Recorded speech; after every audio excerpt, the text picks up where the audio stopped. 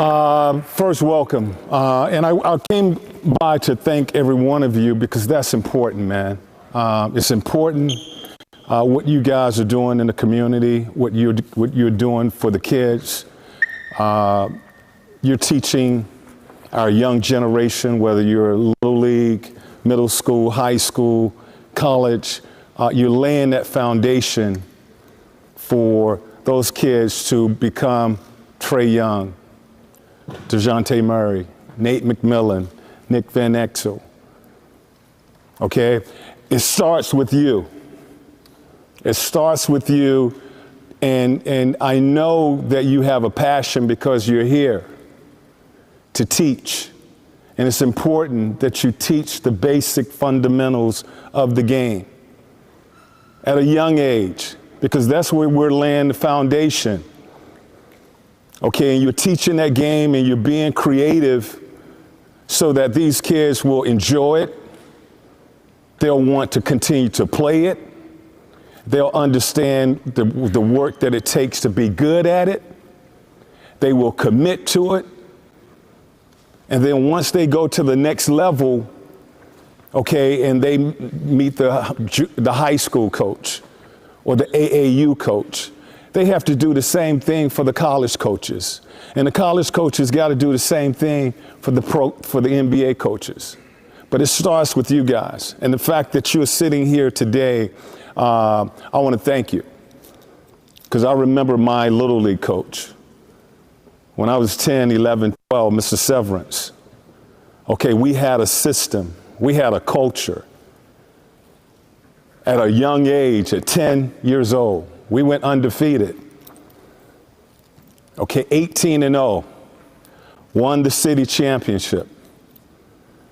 And I learned what discipline, okay, what teamwork, what chemistry, all of that was about at a young age. And it has stuck with me until today.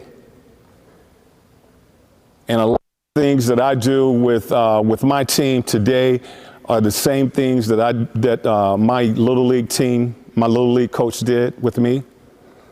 My junior high school coach working with me. Coach McMillan in high school. Coach Valvano at NC State. Bob Burke at Chowan. Okay, my first NBA coach, Bernie Bickerstaff. Casey Jones, George Carl. Okay, all those guys I played for, I took a little something from. And it's created the coach I am today.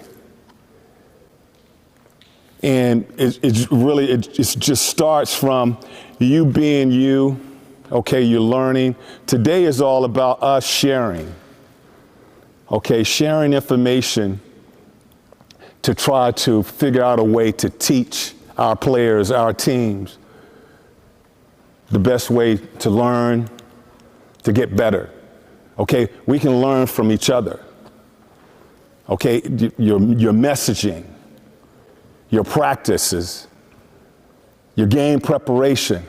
We can learn from each other. So when you're going around to these different stations, talk to the coaches, ask questions, give us some advice. Okay, let's talk, let's share, because that's how we're going to get better. Okay, and we'll try. We're going to give you, some things at the different stations. A lot of times I've been to a million clinics, and I remember I went to a clinic when I first got into the NBA, and I went to a clinic with NBA coaches. And my first year, and I'm thinking, I got my tablet and everything, and I'm ready, man, to see what I can get. And the NBA coaches was talking to NBA coaches, and they didn't share anything. My pad was clear. I mean, I was still on the first page. Didn't have anything because they didn't want to share because it was a competitor. All right, so we're going to try to share what we got. Okay, ask questions of things that you want to know, different drills. One of the most difficult I think drills to teach for us is communication. It's like, how do we teach these guys to talk, to communicate with each other on the floor? And that's, one of the things that we, sometimes we tell the coaches, to be quiet out on the floor. We got a drill we call Mix Master, where we put them in situations and we call out certain things that they're supposed to do, and it requires them to communicate, to talk to each other. And, so let's talk when you're going into these stations. Ask questions, okay, because we want to know too. If we can learn something, we're looking forward to that as well. The purpose of this, my station, is we're going to work on defense, and what I'm going to show you are drills that we use with the Hawks that hopefully maybe you can incorporate with your team. So just a couple things that are important to us when we have a drill or a segment for defense. We want to make it competitive. That's number one, okay? Every drill is competitive. And then, but even more so, maybe 1A is every drill has a purpose. So we're not just going to go out there and do things and just like see if it sticks against the wall. Everything that we do is competitive and has a purpose. And then the last thing with our drills is there are like minor consequences, right? We want a winner and a loser. So if you don't win, maybe you got to do an up and back, or you got to do 5 push-ups. We're not doing anything crazy, but we still want to make it competitive, all right? Now, obviously, that's because we're at the highest level, but I don't think it could hurt at any level, okay? So we'll even start at the very, very basic and break down how we guard the ball. But for now, I really want to focus on drills guarding the ball and then also the people that are off the ball. So our defense and individual defense. We break I do as a defensive coordinator, but we break everything down to a situation. So there's like individual defense, right? That's me versus you, one-on-one. And the game today is becoming that, especially at our level. So I don't get a chance to watch a lot of college or high school, but I'm sure it's the same because the players are getting better and better, so they're working on their games individually. So how can we stop them? Okay, that's number one. Then we have like pick and roll play. Then we have catch and shoot play, which is like screening action. Then we have dribble handoffs. And then we'll have like a zone. So like when I watch a game or when I break down the drills, I'm in those categories, okay? So the first thing we're gonna do, and I'm gonna need some of you to come out and demonstrate, but Dip and Jacob are gonna help first. First thing we're gonna do is called zigzag, all right? And this is the drill, like we'll line up. Most of our teams are what, 15 players, right? So you can go 5 on this, on the right side of the baseline, you go 5 on the other side of the baseline, and then you can go 5 down on the other end. And all you're gonna do is work on your defensive stance, but you're gonna go through the line first. So start actually in the middle, Dip, and then I got you, Jacob. And just want to make sure you, and actually let's move it up here. Let's do it opposite so everybody can see. So we'll go from midcourt to baseline. So that helps, all right? I'm going to take Jacob. And all we're going to do is I'm going to have the ball and I'm going to check it up. And then we're going to talk about our stance. So our stance, here's what we want our guys to do. We want them to bend their knees first, right? And you have a stance with your feet shoulder width apart. Your nose is on their chest. Okay, if I'm standing upright and my nose is towards his chin, he's going to beat me every time. So we want to be in an athletic position. That's number one. Number two, we want to have our hands out wide. So as he dribbles, we want to have like a windshield wiper, just like this. Because if he picks it up and passes it, and my hands are down, he's going to be able to pass it where he wants. Now, our other hand can flick at the ball too as he's dribbling it, but we don't want to get off balance. Okay, now our job is take him to a spot and make him change direction. So as he changes direction, I rotate and I open up and now we slide. And it's a step, slide, step, slide. My hand is out, my windshield wiper, he crosses over, windshield wiper, dig hand. All right, and then we're gonna go all the way down to the end. So let's just demonstrate it. And then what'll happen is I'm in the line with dip and you'll have a couple other players. So one person will be up, make them go through everybody. Make them do it 5 times in a row. Don't just let him go through it one time and then he's done for the rest of the drill. Make him go 5 times in a row. We want to push our guys. All right, so we'll do it twice. Jacob will demonstrate. Once you go down there, you throw the ball back and then you come and defend me. All right, here we go. Good, good, good, good, good, good. All right, now he'll throw it to me. Now he'll come back. All right, he'll check it up. All right, and then we'll repeat it. But make sure like you have everybody in your line do it, okay? So that's just the first part, just getting them warmed up with individual defense, okay? Now, the next thing we're gonna do, and I'm gonna need some demonstrators. So I need 6 total. So just stand up. I need 6 total. I need. Real quick. Yeah. I just want to hit that drill real Okay. quick. A drill we used to do in college, okay? The same drill coach was talking about to make it difficult. Here we go. Put that towel on. So you are playing defense. Not your hand. Okay, so you got to do the same thing. Okay, just go ahead. Okay, you're sliding. And you can't use your hand. Moving your guarding with your chest.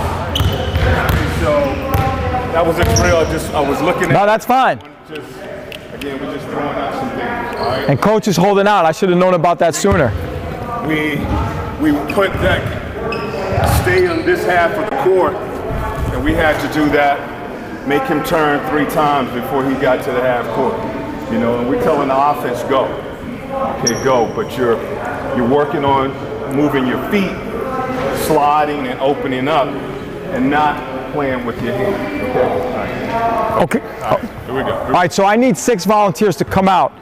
So I just come on. Just make sure you have sneakers on. That's the only thing that we need, okay? 3 more. I need 3 more.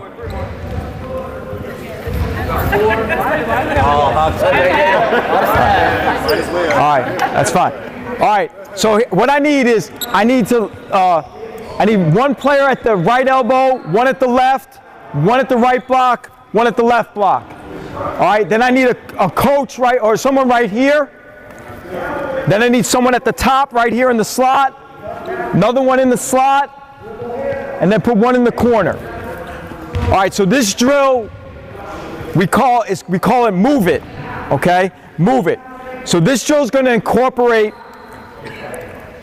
closeouts, slides, and then rebounding, okay? So you're going to start in this alignment right here where you have the boxes and elbows covered with defenders. We talk about that all the time. So it's not just guarding the ball, it's what are you doing off the ball. So the coach will have the ball at the top, okay? And I'll say move. And what we're gonna do is we're gonna move in a circle, but we're gonna incorporate technique with it. So the person that's at this elbow right here, they're gonna close out to this coach right here. They're gonna sprint 2/3 of the way, they're gonna rotate their shoulders, their head, shoulders and hips, they're gonna sprint, and then they're gonna close out and move up just 1 more step. Right here, just like that. The person that's at this elbow is gonna simulate that they're guarding the ball and not allowing it to get into the middle of the floor. So just working on the slides that we did. Slide, slide, slide, beat your man to the spot. This person right here is gonna sprint as a helper because there was a baseline drive and we don't want to allow the ball to get into the paint. So you're sprinting, you're not sliding. The person in this spot right here is going to close out to the man here at the top. Then when they get to the spot, I'm going to continue to say move. So they're going to all work the same thing in a circle. Then I'm going to shoot the ball because we have to work on rebounding. Look, one thing I know defensively is you can play great defense all you want, but if you give up a second shot, everything is wasted. And we don't want to waste anything. We want to finish the possession with the rebound because then you got to play defense again. So we don't want to do all this hard work and then all of a sudden give it right back to them. So I'm going to just put you through. This is a drill that we do with our guys right now. And I'm going to be honest, we did it in training camp and I was nervous because our guys were just going to the glass so hard that I thought someone was going to get hurt. Thankfully, nobody did. So if you have the luxury of having coaches like we do, you can put coaches in those spots right there, okay? So let's take a look at what it will look like, right? So when I say move, remember now, we're going in this direction in a clockwise. You're closing out, you're sprinting, you're sliding, you're sprinting, you're closing out, all right? And then when the shot goes up, from a rebounding teaching point for us, we got to find someone. So as we're moving, if I'm moving up and the shot goes up and he goes to the glass, because coaches are going to crash, we want to hit him outside the paint. That's our number one objective. If you really get to watch an NBA game, this is one area a lot of teams are poor in. They just, once the ball gets shot, they just stare. And then everybody just crashes the glass, right? And then they get offensive rebounds and then second shot and second chance points. We want to prevent that. So when the shot goes up, and Jacob is going to go in for the rebound, I want to hit him outside the lane, and then I want to turn my body, and I want to create an umbrella, right? So many three-point shots now. So with long shots, what happens? Long rebound now. Long rebounds, right? I remember when I was at camp, or when I was playing CYO, everybody was taught to run to the rim to go get the ball. Not in today's game, right? It's long shots, long rebounds. I want to meet him outside the lane. That ball comes in, I make my umbrella, and we're good. All right, so I'm going to show you guys what it looks like. All right, here we go. Ready? Move. Move. Move. All right, shot. The shot goes up, get the rebound. Finish the possession with the rebound. All right? Any questions? Yeah, we got to finish with the rebound. All right, give him a hand, give him a hand, give him a hand. Now, obviously, right, you can make it competitive like we talked about. You do a drill. What's the purpose? Right here, we're working on our closeouts. We're working on our slides. We're working on help defense, right? And what's like if they get an offensive rebound, make them stay and do it again, right? And then you keep track of the score, and then the loser does it down and back or push-ups. You got a question? What's an umbrella? Well, umbrella is so the ball goes up, right? And I go to box out, make an umbrella as wide as you can so your hands are out. One thing in our league, and I'm sure, I don't know how it is with you or your level, if you go like this and grab, they're going to call a foul. All right, we don't want to commit needless fouls. Question: what measures do you use to determine like high-level defense? So we do like a defensive efficiency rating, Correct. which incorporates like the pace of the game, right? So we're getting a little bit advanced, but some of you, this is good. Like people look at the score, right? And they can see it's like 120 to 115, and they think, well, they don't play any defense. Well, we mark it out of 100 possessions. So if it's a high-paced game, right, and there's like 110 possessions, your rating could be still towards the top of the league. Now, and it's the same vice versa. If you play like slow-down basketball, right, and you walk it up every possession and say they score 100 points, then you're really going to be in trouble because you're not guarding. So that's the number one thing that I look at. There's so many stats. They give us like a 20-page report after every game. All right, and I look at it all, but we can't all, it's just too much to process sometimes. So that's the number one thing I look at. But there's the 4 factors which I'm sure you're all aware of, right? The effective field goal percentage, the rebounding percentage, the fouls, and the turnovers. So those 4 things, if you like evaluate the game, those things are going to tell you basically without watching it who won. Okay? All right? All right, do you guys mind staying on? Because I got another drill I want to use. Okay, so that one is called move it.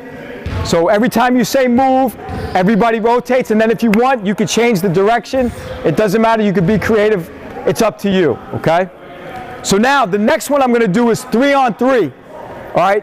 And I call us the Memphis 3-on-3 closeouts. So I need a coach here, a coach at the top, and a coach on the wing. And then I need a line here, a line in the middle, and a line right here. All right? Yep. Okay, so this one, the purpose of this one is, once again, we're working on individual defense and we're working on help defense. Okay, those are the two main areas. We're not going to incorporate pick and rolls, dribble handoffs, or screening action right now. We really want to focus early on is guarding the ball and helping your teammate. So the drill starts like this. You have the ball here. You're going to pass it to your teammate right here. The people on the baseline are on defense. The people out on the perimeter are on offense. Okay? So we're going to pass, and after you pass, that's your man. You're going to sprint all the way out and close out. You're going to pass to him. You're going to sprint up to the top and close out. You're going to pass it here. You're going to sprint across and close out. Now you're going to move it. You're going to move it, and when it gets here, we're live. Okay? Now, teaching points. We talked about the closeout. As the ball moves, I'm taking your spot. This is an exaggerated closeout. We're going way further than you probably would in the game, but we want to make it more difficult than it is, okay? We don't want to take any shortcuts. But same thing with your technique. You want to sprint 2/3. The last third you want to break down. You want to make sure you have a high stick hand. One thing we preach all the time is no dare shots, right? Our level is obviously the highest level, and it still happens. They'll close out short to a guy and dare him to shoot. And you know what? They're pros. They get paid to play. They're going to make those shots. So that's a big emphasis for us, is our closeout. So as the ball is here, right, our closeouts are critical. We want to be square, but we don't want to allow the ball into the middle of the floor. However your level is of quickness will determine how close you can get to your defender. Right? If you're a little bit slower, we want to give a little bit of room. If you can get up in pressure, everything is personnel driven.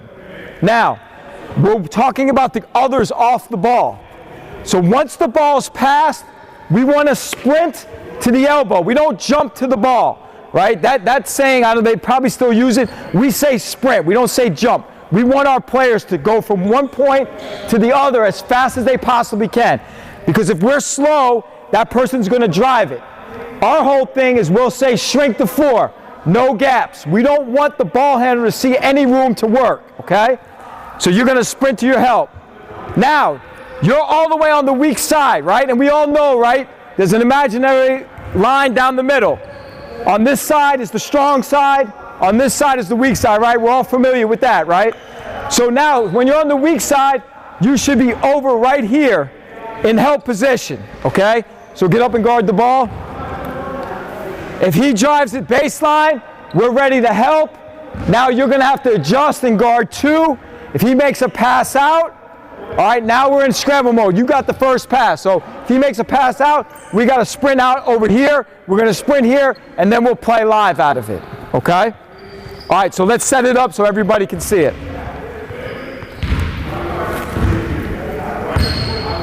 All right, here we go. Oh, no. I'm sorry, my fault. I didn't explain it. As soon as you pass it, you're moving. So I got it right here, right? I'm going. Right away, we're going. Close out. Stick. Sprint to help. Sprint to help. I'm on the weak side. Drive the baseline. I'm ready to help. Rotate. Get out. Close out. That's what it'll look like. Now, I'm not going to lie. This can be challenging for the defense, right? Because there's only 3 defenders out there. So once again, we want to make it harder than it's going to be in the game. That's our purpose, okay? Does anybody have any questions about that? Go ahead. Teaching your closeouts with one hand or 2? One hand. The big thing to me is when you close, you have your hand up and your hand down, because sometimes if he puts it down, we may be able to pop it loose, okay? At the top, where teams are going high-low, we may want to emphasize 2 a little bit more. But the number one thing to me, I want our guys playing without overthinking. Have a stick hand up, right? If your hand's down, you're going to be in trouble.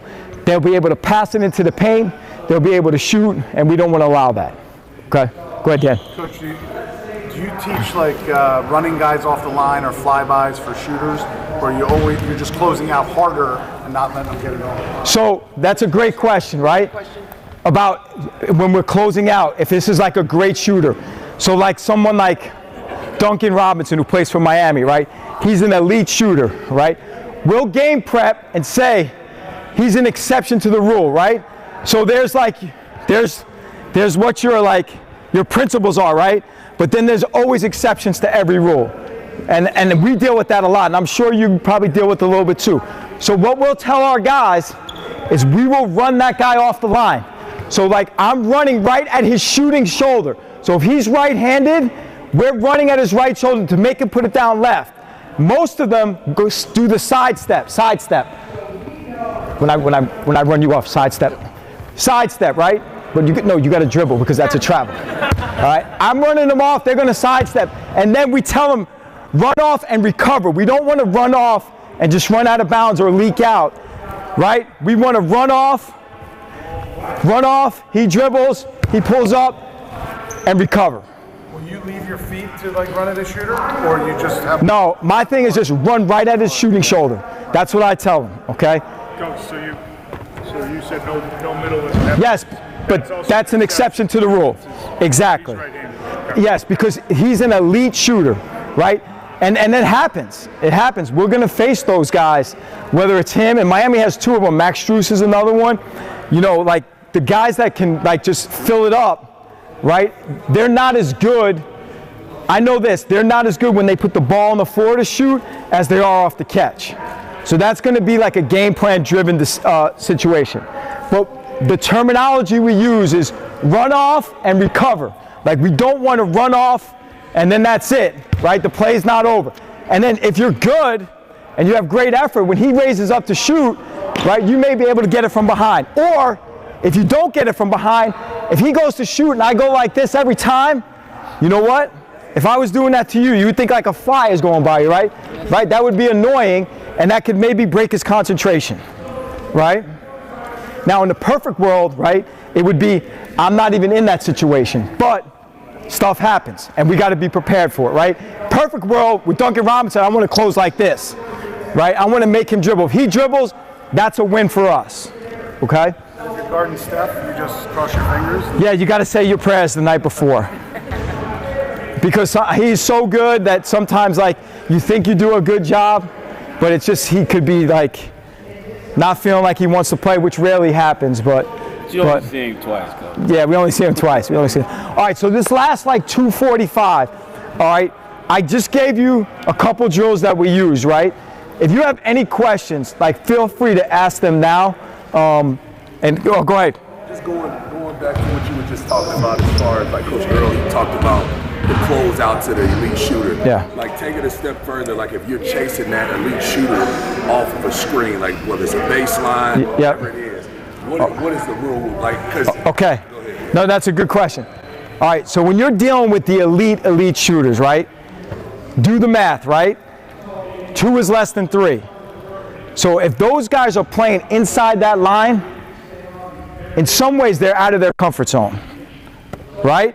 But if they're here and they're lining it up and they're free and easy, that's where they want to be. Let's put them in territories that they don't want to be. Because most of the time, right, and Steph is an exception to the rule, a lot of those guys are just simply dead-eye shooters, right? If they have to dribble more than once, twice, 3 times, it usually winds up being a disaster for them, right? Especially at our level.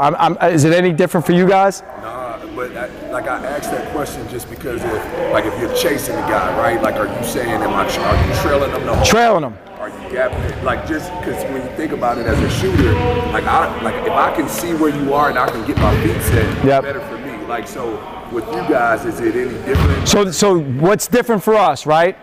Trail is like the first option. The next one we do is we play what we call like a top lock, where like if they set a screen, let's say the ball's at the top.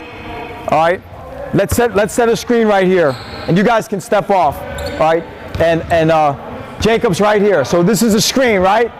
He wants to come off, right? He wants to come off. I'm trailing him out, right? We want to be physical. The next option will be, we're not letting you go this way.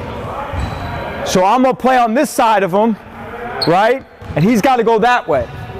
Make him do something different, okay? Now, when that happens, though, whoever's guarding the screener, all right, so you dip, you're in the top lock. Whoever's guarding the screener, you can't be like this. Because if he goes back door, he's going to get a wide open layup, right? So this guy has to open up and protect so they don't throw the ball. And then hopefully we have ball pressure. So that's something for thought if you're guarding an elite shooter in those situations. Yes? I had a question, or like maybe it's like if you had like advice on maybe how to teach like intensity or being proactive on defense. Like maybe they might know what to do, but like getting back or like picking up that first pass or like knowing like to have that intensity to get there. So that's a great question. So, and coach knows this, right? So every drill you do, like basketball is different, right? Basketball is not football. Right? Football, you get to stop every second and set your defense. Basketball, you don't. So what I would say to you, like when you're scripting offense, on the last one, right, everybody has plays. On the last one, here's just an idea. Have them run back and play transition defense. So, all right, well, I appreciate it. Hopefully that helped. Simple, throw the ball to themselves, rip through, the first finish may be right. We work on that every single day. Basic. But we work on the basics every single day. The next finish could be rip through, underneath, right. Any kind of reverses. Like when I tell y'all we work on the basics every day, we work on the basics every day because they are so important. I don't care what level you at, basics are important. Can I get a couple ball handlers? I see some young guns in this thing tonight. Yeah.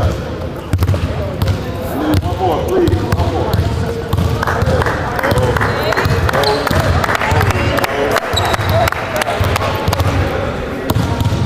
Alright, so when we talk about ball handling, I got a 10-year-old daughter, just started hooping, I was about a year and a half ago. He wanted to be Steph Curry and Trae Young. Jump stops, like basics, basics. So this is what we do for our ball. We'll have our guys come in after we done did our finishes. Now you just got a simple cross, simple cross, simple cross, simple cross, like that. Very simple. Very simple. Good. So with the basics, warm up. Easy warm up. Good. Easy crosses. Each cone, in and out, going to a finish. Finish will be dictated by whatever the footwork is we're looking for.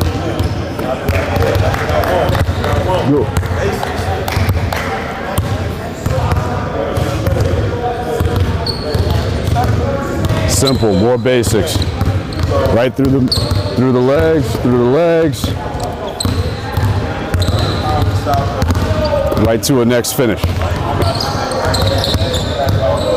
Hopefully we have people mess up. That means they're working.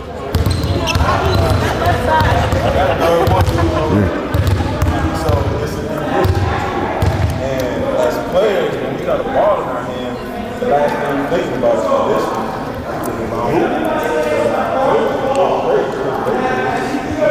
Set our minds straight. They're thinking they just about to play with that ball. Just keep that in mind. So now we got a combo. In and out cross, in and out cross. So now, to make up what you want out here, at in and out cross, you get to this cone, you may just do a pull-up jump shot. You may go into a step back. All kind of variations of basketball plays, make up whatever you want to. All right, so whatever shot you want, let's get in and out cross. Any shot you want. There, third rep. In and out cross. Good. Basically, you can freestyle the finish. This will be the last iteration of this. Going through the cones, working on your handle. Ooh, thought we had one. Good shot. So you can mix up a finish or a jump shot.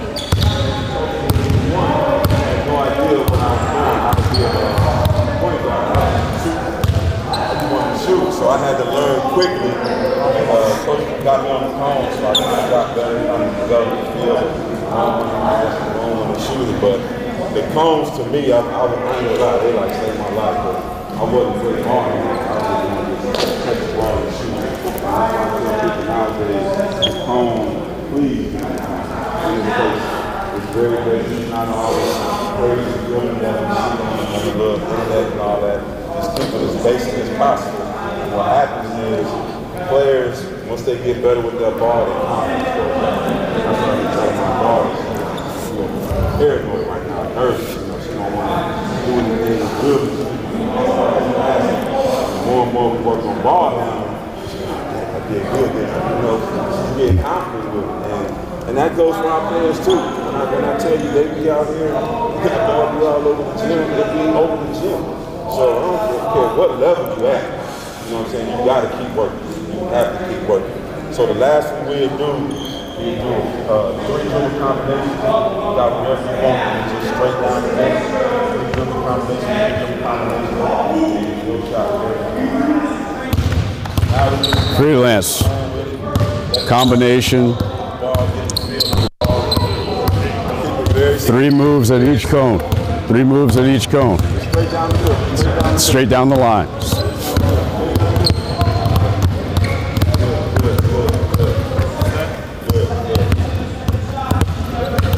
There you go. Easy finish. So this is one of my favorites too because as coaches, players don't talk. They talk on the phone. The bullshit when they get back there.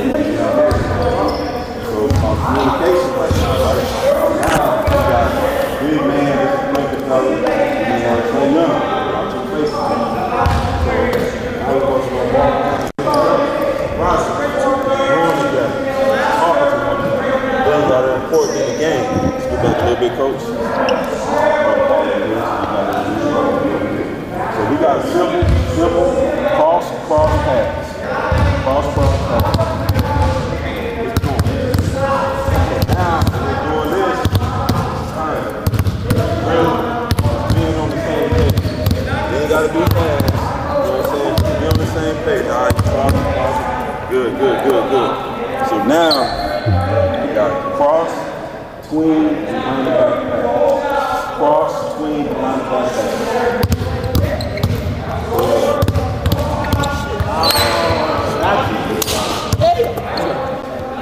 That's a good thing.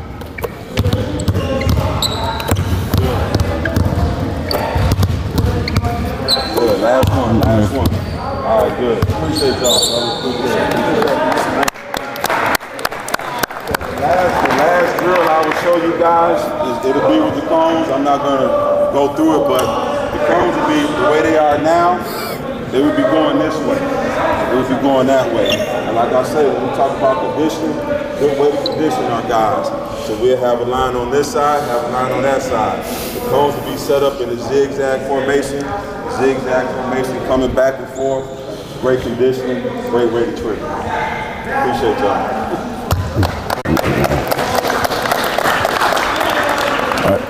To that point, good to see everybody, first of all, by the way. From ball handling, we go into position shooting, okay? And our shots are something that you will see consistently. We take the same shots outside of one guy that you probably watched shoots out here.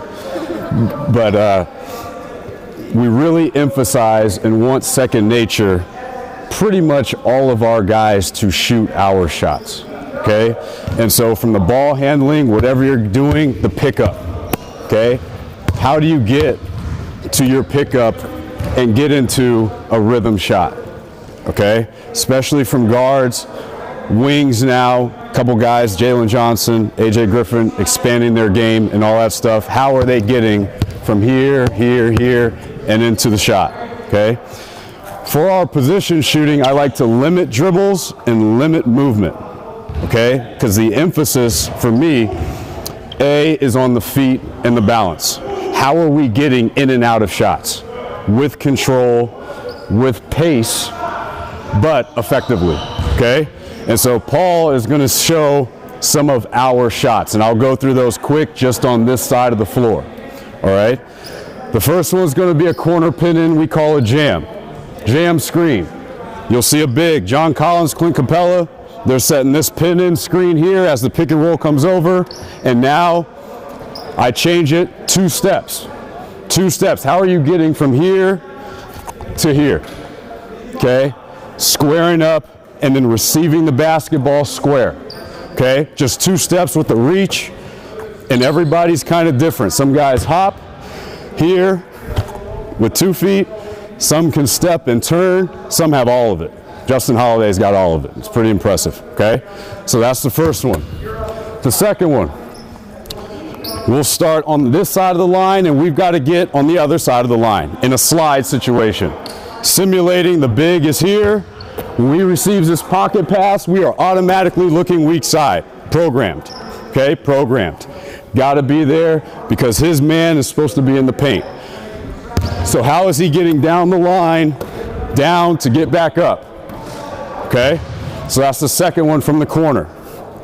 Starting at the point, okay, it's a run, transition, changes, all right? So as you're running, you've got to get back around, receive the ball, locate the rim early, okay? So how are you getting from this run to here? That's different from when you're sliding and you're already open. It's much easier, okay? So as he goes, and I am a game passer, by the way. I like throwing that thing all over the place. Okay, so that's the next one. Starting from the point there, he's coming straight towards me. Okay, in a wide pin situation, if we don't get to the corner like we're supposed to, and this screen happens up higher, now we're up, and you're turning here. Okay, it's up, and that one's in. Okay. Different DHO scenario. How are you having this exchange, the pickup, okay, without the bounce, and then we'll add 1 bouncing up. Generally, I'm the defender, and I'm coming on rear view contests, okay, just for that rhythm. Bang, okay. I only make 3. I'd much rather you go really hard making 3 of each of these than us making 10 and wasting each other's time. Because you can't do it right making that many shots. It's just too hard, okay? In the slot right there-ish, heavy shifted nail, okay? Memphis, defender's gonna be here. As I drive this nail, you can start behind the 4-point line and walk directly into it. You may have to change your route if I get down in here, and you may have to take the same slide as in the corner. Okay, so you're finding that one, and again, I'm throwing the ball all over the place, and you've got to find that one there, okay? Next one, start at the MO, you're running in transition. I'm behind you, and it's that catch, turn, and locate early, okay, for the transition. Wide screens. You'll just see our guys come over here, much like the Draymond, Klay Thompson relationship, straight to the top of the key. Okay? As he comes here,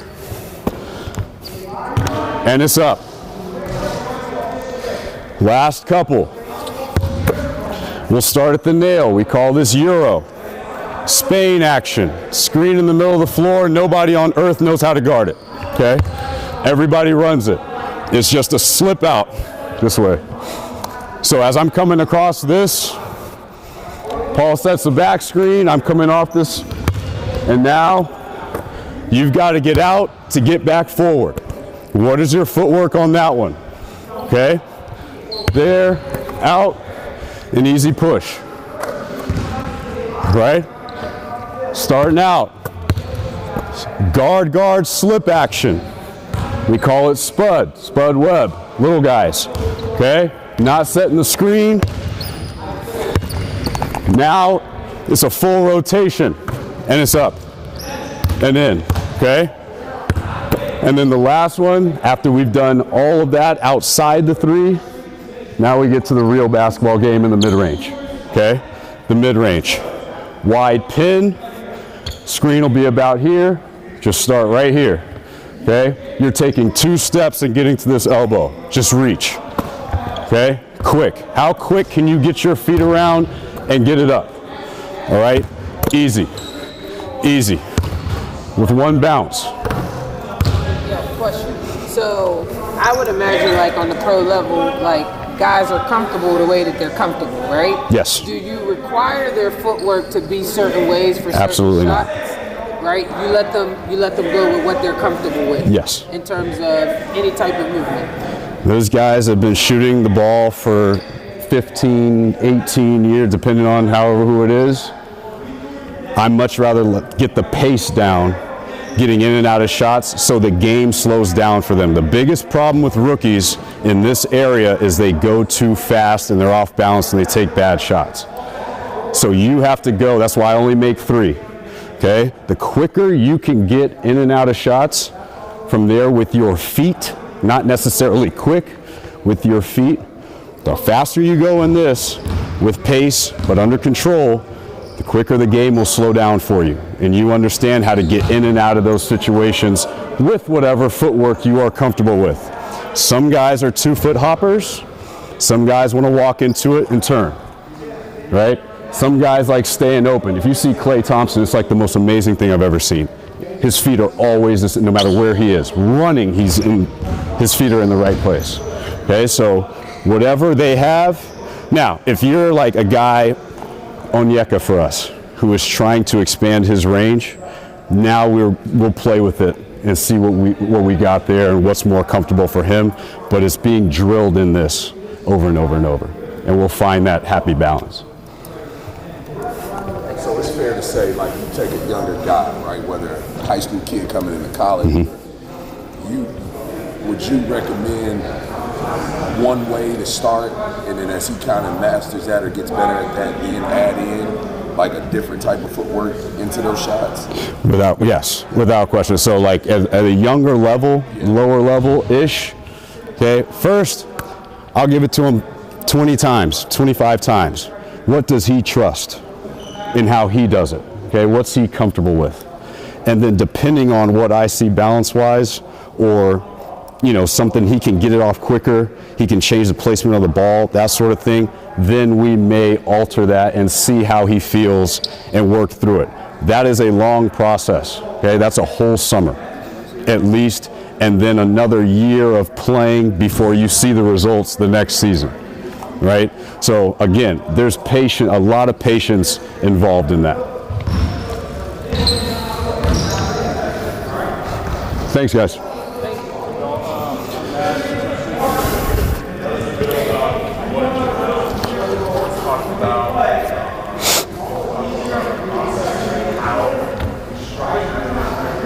Try to give Nate to ask 2 questions. We're going to leave it on you. While he's talking, can you just commentate as to what's going on in the drill, just from wherever you are? Oh, yeah, absolutely.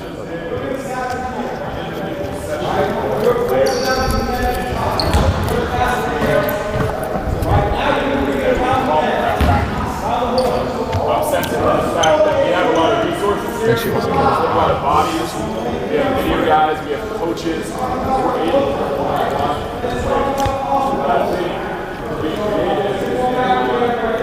situation on how to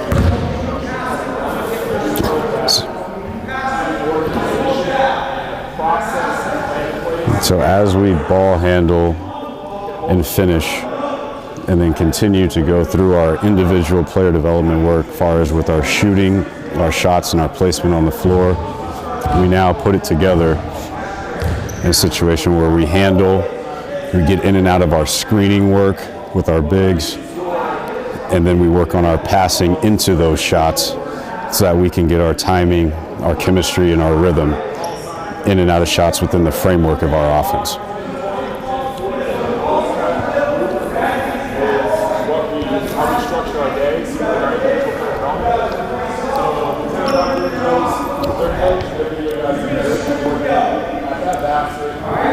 We call it combo shooting. This is something we do every single day, and we will generally go with 4 to 6, depending on the time, different actions in our offense, so that we can make sure we instill the concepts based on previous game, upcoming opponent, or something that we just feel we are completely missing in our reads within our offensive structure.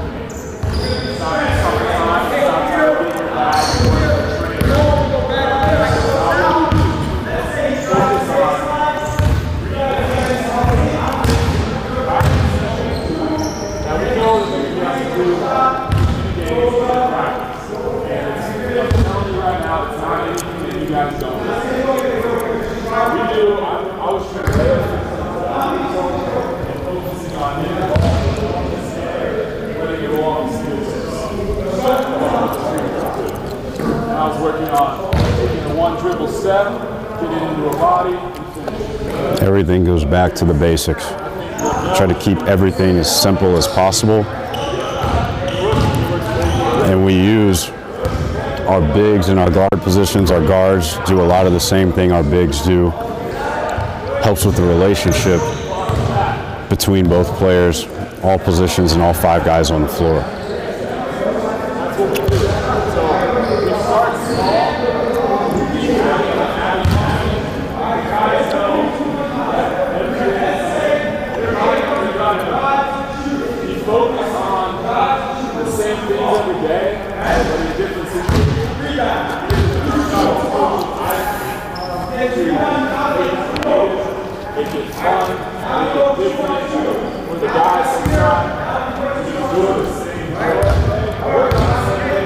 We try to change the drill every single day.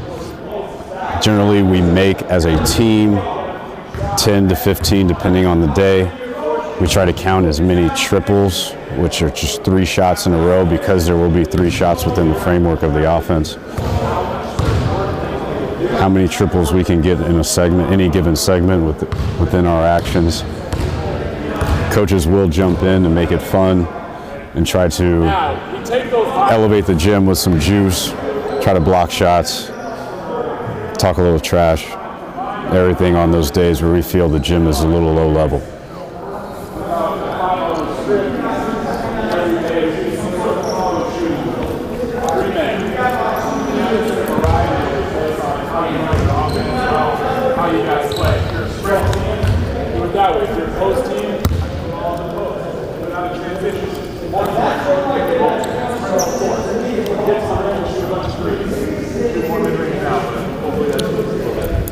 So we'll put them in spots. So this is just our 3-man example.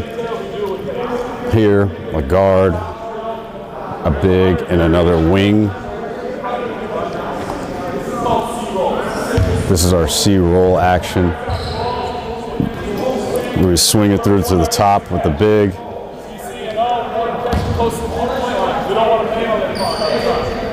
We want our bigs to catch as close as possible to the 3-point line so that they can get a low, tight DHO action with the weak side guard. The initiating guard will interchange generally with a coach on the weak side. Here we're simulating the guard going under the DHO screen, which triggers an automatic rescreen so that we can get downhill and hopefully get a paint touch where we drop a pocket pass to the big. We're trained to throw the ball weak side, which will be a shot. The pocket pass guard will get a shot in the initial corner, and then a coach will fire a 3rd ball to the big, who will get a post up in the paint. Those are the 3 shots, and hopefully we get our triples in. Coach, run to the corner. Ball's got to get to the corner. Post if you get to the corner. Put on the big. You run it opposite. In this action, corner's got to be filled. We want to emphasize a kick ahead, advance pass. Baseline drive with the big relocating in the middle of the paint. Second paint touch, big emphasis on drive and kick. As a second guard touches the paint, he's got to find the big with a coach playing defense in the middle of the paint, working on the passing and drop-offs. He will then keep going and relocate for a shot, and we'll get our 3 shots again hopefully getting the triples that we're looking for. And we'll do that with 4 or 5, maybe 6 actions per day.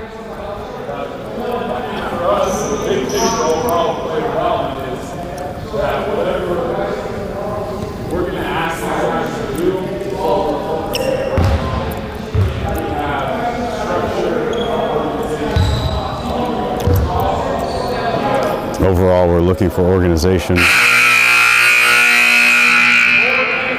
looking for structure, and hopefully tailoring it, all of our actions into a specific structured framework so that we are being effective in our work individually and as a team.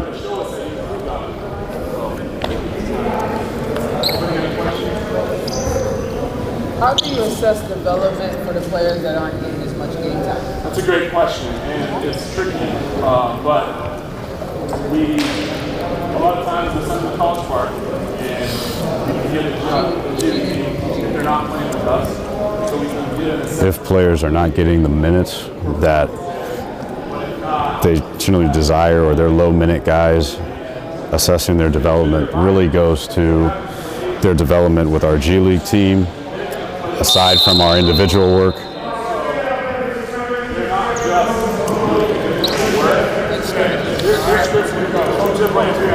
And there's a variety of things we do. They're playing 3-on-3. Our coaches will get in and make it 5-on-5 games. And then also a lot of film work, really using other examples and trying to get them visually learning as well. But we got to keep their pace by moving around a lot, getting up and down the floor with a lot of extra work. I'm Coach Joe Prunty. I'm gonna go over offense, and I'm gonna try and just give you concepts, maybe some ideas for possible play after play actions. And the big thing is for us, we're not interested in running plays as much as we are in making plays. So for you, I don't know everybody here coaches at a different level and different skill set. So the more advanced the players are, the more freedom you can give them, okay? The less advanced, the little bit more structure, and then the least advanced, you probably have to give them all out, like, hey, this is the pattern we're going to run, and we're just going to, like, when I was in high school, 50 years ago or 40 years ago, we ran a set, and we ran it over and over and over again. And teams hated playing us because, one, I didn't play with the shot clock at that time, but we held the ball almost until we got a layup. And for me, I wanted to shoot, but we were about getting layups, okay? Also didn't play with the three-point line. So that having been said, the one thing that you see a lot more in the NBA right now is 5-out spacing. And 5-out spacing really is just 2 corners, 2 wings, and a person at the top. And a lot of times, especially with teams that have stretch 5s or 5 guys on the floor that can shoot it, they just continue to fill those spots. So really what you could do, and let me just have 2 people come out that can just run, not hard, but can jog through a little bit of offense. So perfect. 1 and one more. And again, we aren't going to go hard as much as all we're going to do is respace the floor. So let me you can take the corner for me. You top is, you know what, go ahead and take the wing. Okay, so all we're doing, and again, we're going to see how advanced we are, right? What I know is that with this group, all of us are shooters, right? So all we're thinking is to start, that's right, let them know. So to start, all we're thinking is keep relocating after we drive and kick.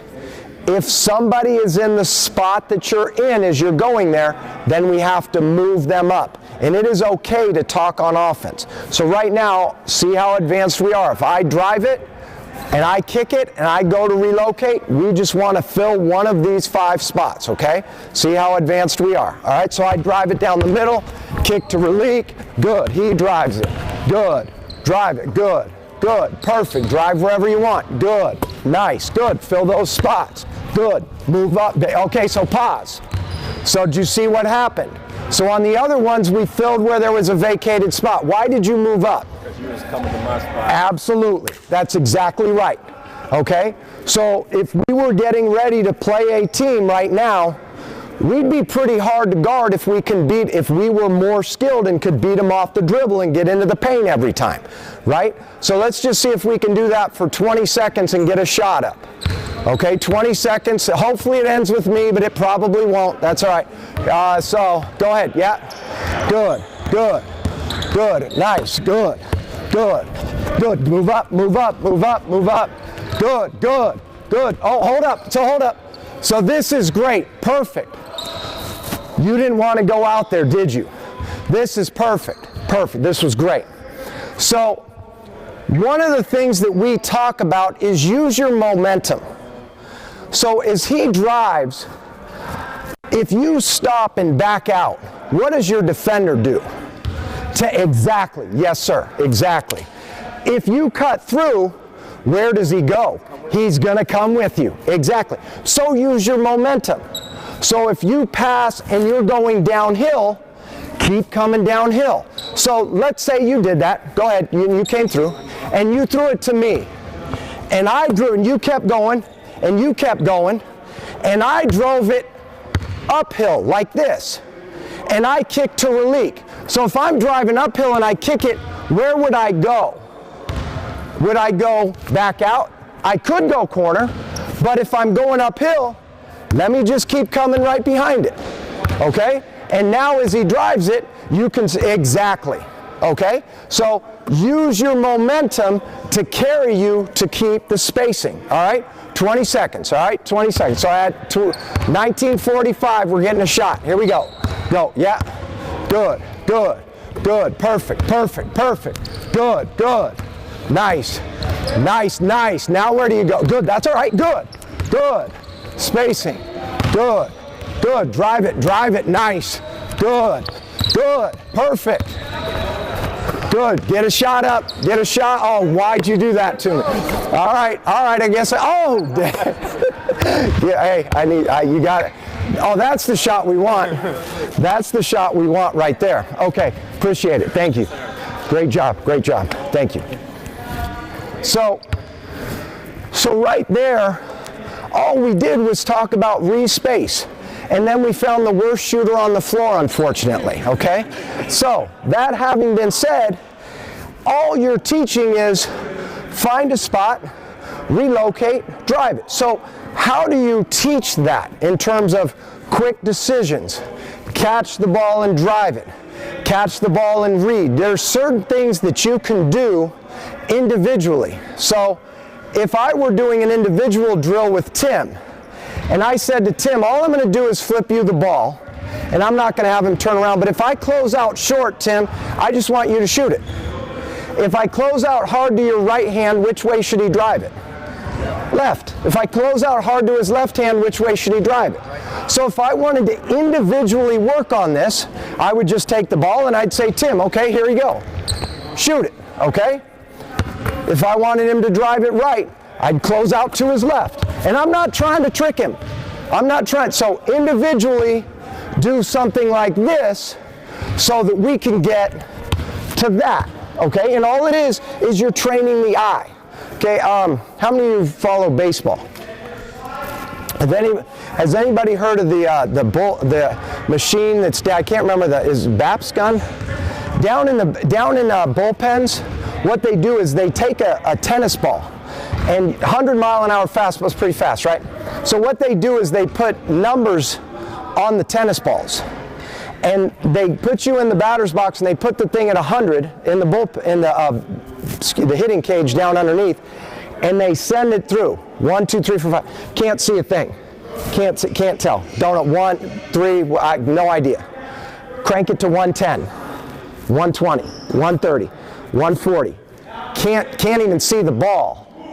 Now what happens is they start slowing it down. 130, 120, 110, 2, 1.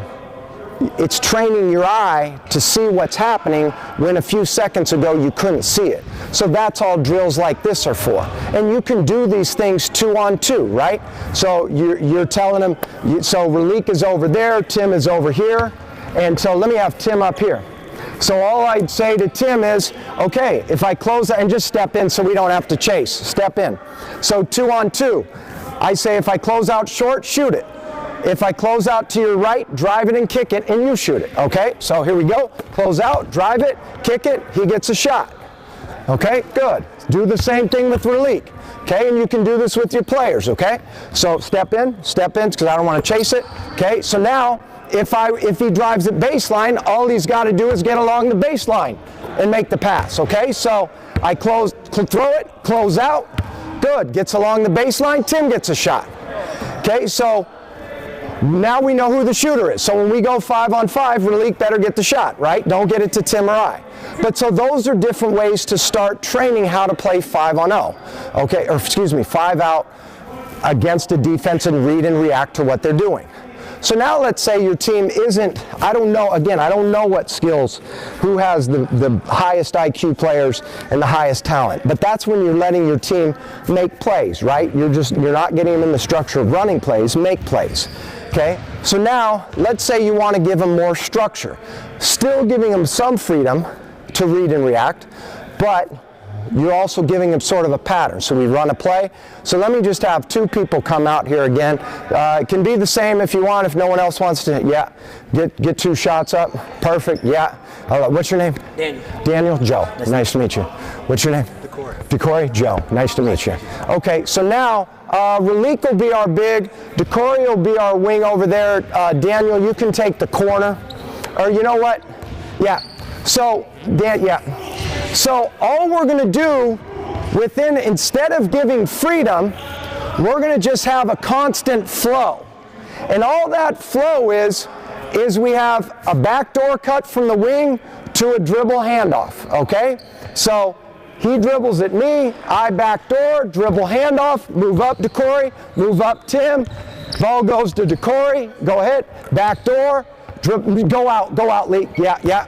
Go ahead, dribble handoff, good. Right here, backdoor leak, good. Dribble handoff, perfect. Good. What are you going to do, Decory? Backdoor, yeah, perfect. Okay?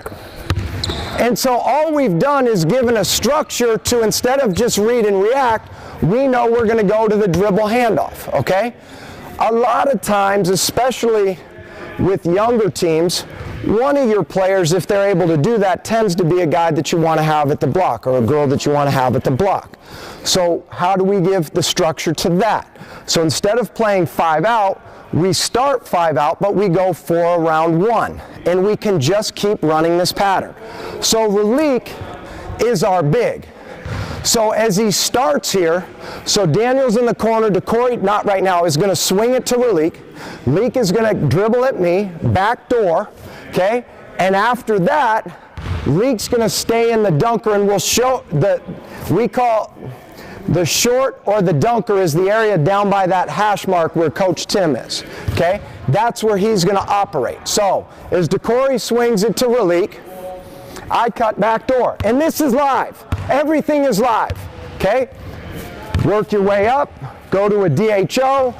Okay, so Daniel, as it goes to Decory, what do? Exactly. So now here's where it gets a little tricky, okay? Out to the corner, yeah. Go ahead and dribble handoff. And you're still a small with me, so you're out to the corner. Now, we don't have 3 on the perimeter anymore. We've got a big. So now as the ball goes to Tim, instead of dribble handoff, we go pass corner cut. So ball goes to the corner, Ralik sets a back pick, and now we go to a low pick and roll, right where Daniel is. Pick and roll, Decory, you see him coming at you, right? Moving up, perfect. I get it, you see me come at you, exactly, perfect. So now Decory's out to the corner, okay? Come off. You pass corner because we got our big over there. Cut. Yeah, exactly. So, perfect. Did anybody see what Daniel did that none of us have done to this point? Anybody didn't see what he did? Cut ball side. He what? Cut ball side. Cut ball side. But what did he do just before he cut ball side? Setup. Absolutely. The setup. So this is a coach right here. That's coaching right there. So as that ball went, so I'm guarding Daniel, and Daniel makes that pass. So Daniel has it, he throws it, and I'm right here, he sets me up. Now as he cuts, I go into that screen. And that's a huge thing, okay? So as I'm teaching you this structure, you have to keep in mind as coaches, what are the little things that we have to do? If I want to go to the right, set up left. If I want to go left, set up right. If I want to catch on the elbow, do I start here or do I start here? I got to start here and maybe reverse pivot and get open. Maybe I swim move and get open, but I start below to get to that spot. And that's huge to teach at every level. In the NBA, besides 5-out, you see teams play off the elbows a ton. And as Coach Longobardi talks about, whoever owns this real estate right here tends to win, okay? So right now, let's just see if we can do 5-out flow where we have Ralik go into the dunker, see if we can run it through a few times, and then I'll tell us when to get a shot, okay? Little bit of pace. So back, oh shoot, did I set up? No. So ball goes to Tim, start over. Good, set up, back door. Work your way down, Ralik. Good, cut, Daniel. Good, cut, perfect. Good, good. Pass corner and cut. DeCorey, cut, yeah, perfect. Nice, good, good, good. Back door, turn the corner and get a layup. DeCorey, turn the corner and get a layup.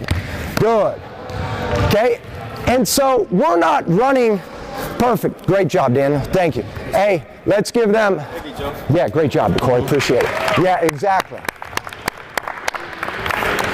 The thing you have to remember is we are not running that to continue to run it. We're running it to score. So when Daniel does the setup and cuts, that's live. When DeCorey backdoors, that's live.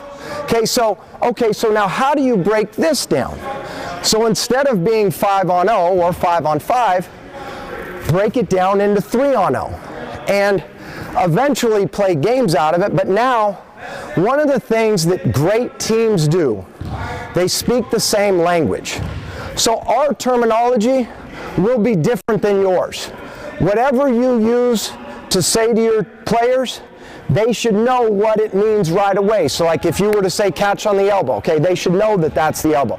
Catch on the right block, that's the right block, okay?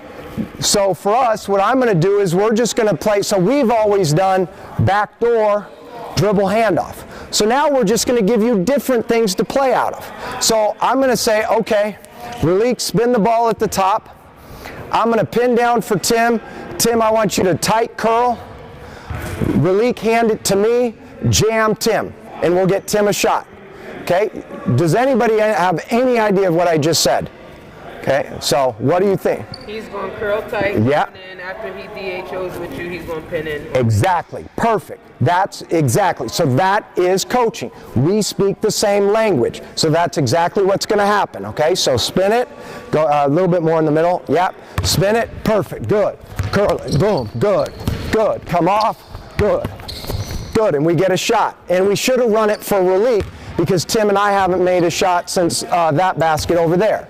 Okay, so that's one example, okay? You could give another example. So if I don't know what players you have. Here's something really creative.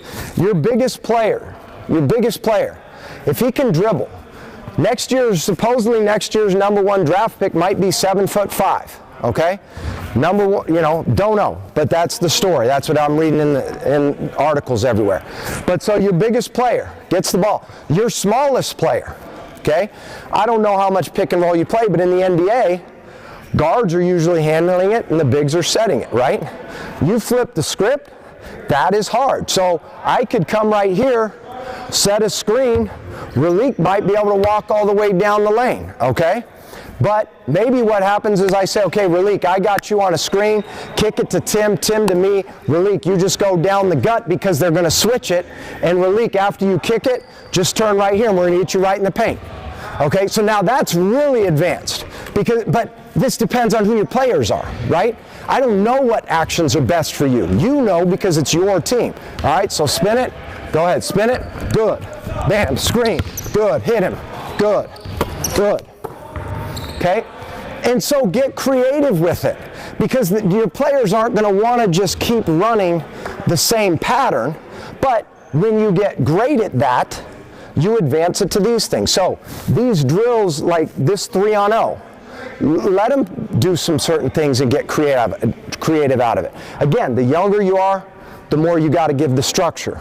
The older you are and the more advanced you are, the more you can let them be creative. Okay, and again, that's for each one of you. Okay, so that having been said, if we go to 3-on-0 drills like we were doing earlier, where it's just pass and screen away, we were talking about the eye test where we're flipping it, are we closing out short, are we closing out left or right? So now we want to say, okay, we have to get to the fundamentals. So all we're going to do is we're going to work on the pass and screen away. Okay, so you gave them multiple options. Tim's on the wing, I'm at the top, Relik's on the other wing. And all we're going to do is we're just going to keep cycling through. We're all going to get a shot out of this. So I hit Tim. Okay, so Tim, he's got to do what? Set up. Good, so Tim sets up. Okay, I set up, go screen. Relik sets up, comes off, gets a shot. Okay, I'm going to get the rebound. Go ahead and shoot it. Good, okay. So now, ball goes up top. You come to me. Good. Go screen for Tim. Good. I should have done a better job with my setup. Good. Relik gets the rebound. Goes to Tim. Go to the Tim at the top. Okay, get yourself open, Relik. Good. Come screen away. Good. I have to redeem myself. Good. Okay. All right. Maybe I can shoot one. Maybe. Okay. So that's just, okay, and you can work on the pass and cut. But do things in breakdown situations so that your players get comfortable doing it with one another on the court. When they get to the game, they can read and react to the defense unless you're giving them a structured set offense. Before I continue, any questions? Yeah, yes, sir, Dan. Maybe 3-on-0, do you do any, like, maybe 4-on-3? Do you add more defenders in drills to make it harder for them? So a lot of times what we'll do, we'll have, for us, when we're going through certain things, like maybe scripting our offense, we'll have the coaches defend, okay?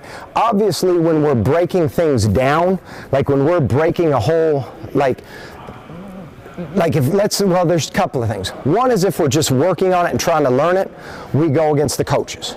When we're live, we might do segments where we play 3 out of 5.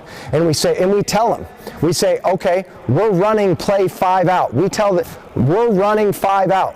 The defense knows and we know. Now, why would we do that? Why would we tell the defense we're going to run 5 out? Any idea? What's that? Play them a little bit? Exactly. So, because why? They know the play. So what do you think happens when we get to the playoffs? Absolutely. There's scouting reports for every game, but by the time you play game 5, 6, 7, there are no secrets. So it's okay if they know the offense, because what do we have to then do? React to, as you said, if they overplay, we got to react to that. And so we have to give them different things. So for example, Relik has the ball here. So I'm on the wing. What have I done in our 5-out offense every time? What has this guy done? Backdoor. Exactly. Absolutely. Cut. So I set up, I go backdoor. What has he done every single time? Okay, so what is his defender thinking? Going up. So what happens is, Relik dribbles over, I go backdoor. Guess what Tim can now do? Exactly. And that's your job. That's your job, is to let them know by the 4th quarter, after we've repeated something over and over again. Now, as the offensive guy cutting through, I should just jog through and be pissed I didn't get the ball, right? Or what should I do? Cut like you're supposed to. And where should I go? Spot. Because who's going to help? Defense. Which guy, though? Yours. Exactly. My guy helps. Who gets the corner 3? I do, if I do my job. Because here's the thing that we don't always understand. Let's say everything were equal in a game, which means every time you went down the floor, somebody new got a shot, right? Because it's equal. So every trip, 1, 2, 3, 4, 5. Now it comes back. What? You're going to run 5 times and get 1 shot? If it were all equal? Because we all complain that we don't get enough touches, right? But you're going to run 5 times and will not touch the ball on 4 of them. That could happen. That's basketball. But you got to be ready. So it's a lot better to be ready for something and have it not happen than to not be ready and have it happen, okay? So on this, all that's going to happen is Ralik's going to catch it at the top, backdoor me, backdoor Tim, and hopefully it's buckets, okay? So backdoor, good, cut through, backdoor, good, good. Nope, missed it, okay? So again, why Ralik is not in that spot is beyond my understanding. Okay, so that having been said, that's hopefully that makes sense. About a minute and a half. Yes? Your corner action, is it only predicated if this player is a post player to go into pass to the corner and then UCLA? Yes, so you could, on that cut, we utilize that because it's a big. Because it's a big. If we weren't, we could all still stay 5 out. And if it was a guard, say it wasn't a big there and that was just a guard on a reversal, would you show it? Yeah, so ultimately what happens is if I cut back door, I could do a ton of things. Yeah. So that we won't occupy that spot unless it's the big. I understand the dunker, but on the reversal, that guy is a guard or yes, yeah, it doesn't matter. It doesn't matter. Doesn't. Going to pass to the corner, back street. Yes. Low corner pick and roll. Yes, if the big is down. But if it's small, like this is what we've learned. The DHO is much harder to guard than the pick and roll. Because what happens is it's more dynamic, and a lot of times, so as I'm dribbling at Tim, a lot of teams, if Tim's not a shooter, they go under and they gap it. So I go right here. Now it just becomes a race. It's a race on whether Tim can beat Ralik or not. If Tim's a shooter and they go under, game over. Okay? But if Tim is a shooter and Ralik's going to go over, I can go to a dribble pitch. So instead, I just bounce it one time, bam, and it's more dynamic. Okay? But yes, guard, small to a bigger player. Even like we said, if our best player is a big, that's okay. Okay? Any other questions? Yes, sir. You think a team is more effective when you assign roles like a Clint Capella? You're only going to be a dunker spot, and then you're only setting back screens. You're only going to do dribble handoff. Yeah, that's a great question. And so, look, yes, you do have to. So, I get it. You do have to assign roles, but you do not want to put your players in a box and say you can't do certain things. Okay? You can only do certain things because they will surprise you. So, like with Clint, we want you to rim run. Okay? If we throw it into Clint, we don't tell him not to make a move, but we also give him the idea, maybe you do an uphill DHO. So you catch it in the post. You look at a cutter. He's not there. So we come down. Clint rim ran. Okay? Ball goes into the post to Ralik. We post it. We're right here. He doesn't like his post move. Dribble up the floor. Handoff right here. Roll to the basket. And so we allow them the freedom to show us a little bit of what they can do. Now, when they show us what they can't do, then you have to start reeling it back in. But that's, again, we have the best of the best, right? So you're talking, we want to give our players with high skills, high IQs, the opportunity to work together. And one of the most important things, talk on offense. Talk on offense. Everybody says talk on defense. Shoot, if I'm dribbling at Tim and his man's overplaying him, if Ralik is on the high side of Tim, I should scream out to Tim, what? Back door. And we'll get that pass. It's okay to talk on offense. Okay? Appreciate it. Thank you very much. Yep. I'll talk to you about the team, where we are. We've had a really good training camp. This year we're healthier than we were last year. We only have one guy, Bogey, that has not participated in training camp, but we're hoping and we expect him to join us soon. But I'll answer questions at the end. But I just want to thank you all for what you do.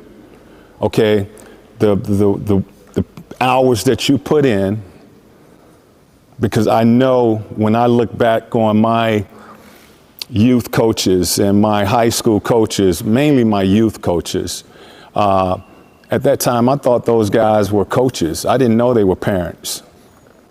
I didn't know they had families. Didn't care.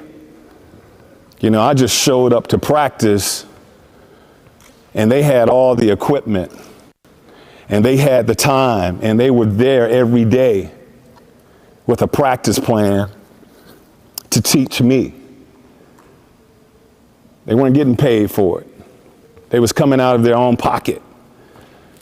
I know that now, but at that time, when I was 10, 11, and 12, I didn't care. It was like I just wanted to play baseball. I just wanted to play football. I just wanted to play basketball. And now when I look back at it, I say, wow, you know, those guys was there every single day, 6, 7 o'clock. So they work, you guys have worked the entire day, and then you come into a park or a gym or a field, and you're giving another hour or two to the kids. And then you're giving it to them on the weekend, and then you're traveling with them. Hey, that's big time. Thank you. We appreciate you. Okay, we need you. I appreciate you. Appreciate you. Yeah, Thank you. appreciate you. Right. Absolutely. Good luck, Mark. Okay, thank you. Thank you. What's up, man? Love your game, man. Appreciate it. Appreciate it.